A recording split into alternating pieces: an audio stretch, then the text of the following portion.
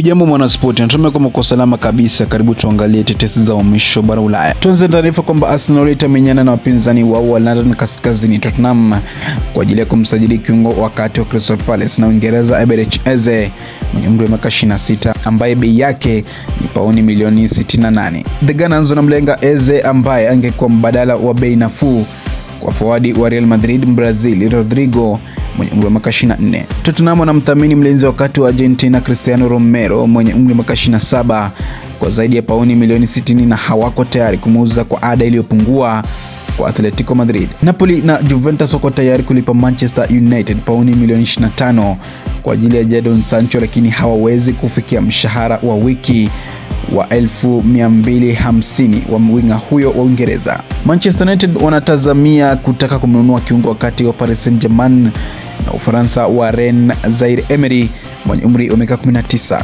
Fulham hawana nia ya kumuuza mshambuliaji wa Brazil Rodrigo Muniz mwenye umri wa miaka 24 licha ya timu ya Leeds kumtaka. Liverpool wameanza mazungumzo na Crystal Palace kuhusu mpango wa kumsajili nahodha wao Maguire, huku mlinzi huyo wa Uingereza mwenye umri wa miaka 24 akisema anapendelea kuhamia Anfield msimu huu wa joto. Newcastle wameanzisha ombi la kutaka kumsajili mshambuliaji wa Brazil na Brighton Joao Pedro mwenye umri wa miaka 23, mlinda lango wa Burnley Mwingereza James Trafford mwenye umri wa miaka 22 na winga wa Nottingham Forest wa Uswidi Anthony Elanga mwenye umri wa miaka 23.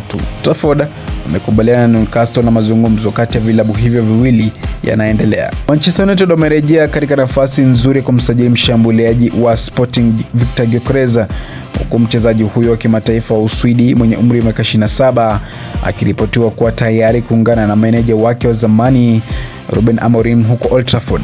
West Ham wanapambana na Wolves kumsajili mshambuliaji wa Nice mwenye thamani ya pauni milioni 25 na Ivory Coast Evan Guessard mwenye umri wa miaka 23.